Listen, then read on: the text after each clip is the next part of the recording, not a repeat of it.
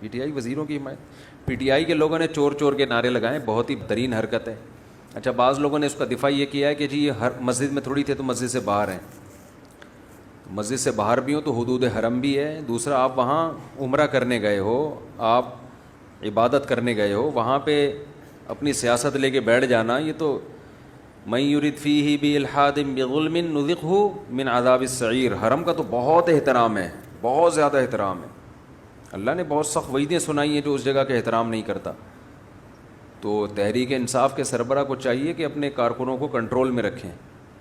جہاں نوجوان طبقہ ہوگا نا وہاں تمیز نہیں ہوگی. کچھ الزامات عمران خان پہ لگے ہیں جو غلط ہیں, میں اس میں دفاع بھی کرتا رہتا ہوں. یہودی ایجنٹ بنا کے صبح شام ایک رٹ لگائی ہوئی ہے. حالانکہ بہت سارے کام اس نے ایسے کیے ہیں جو یہودی ایجنٹ کر ہی نہیں سکتا, بلکہ اس کو برطرف کرنے میں یہودی بہت خوش ہیں. لیکن کچھ گڑبڑیں یوتھیوں میں بھی ہیں, ان کو بھی تمیز نہیں ہے. بہت سو کو, میں سب کی بات نہیں کر رہا, جو میرا بیان سن رہے ہیں ان کے علاوہ کی بات کر رہا ہوں. ان کو تمیز نہیں ہے.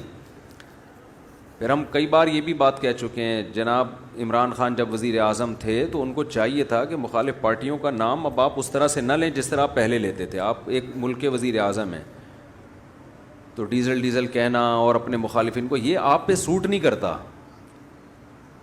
کامیاب سیاستدان یا کامیاب لیڈر وہ ہوتا ہے جس کا ظرف بڑا ہوتا ہے. ہم وہ الزام نہیں لگا رہے جو آپ کے مخالفین لگاتے ہیں, وہ تو زیادتی کرتے ہیں, وہ تو حدود سے جو اللہ نے ایک مخالفت کی باؤنڈری رکھی ہے اس کو کراس کر دیا انہوں نے.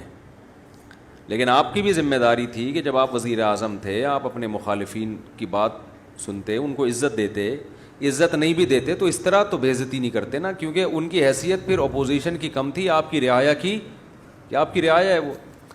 تو یہ پی ٹی آئی کے لڑکوں میں یہ مشہور ہے کہ جہاں بدتمیزی ہوگی نام ان کا آئے گا. تو یہ سربراہ کی ذمہ داری ہوتی ہے کہ اس کو کنٹرول کرے. یہ بہت بری حرکت ہے, پاکستان بھی بدنام ہوا اس سے سیکھنا چاہیے بہت کچھ.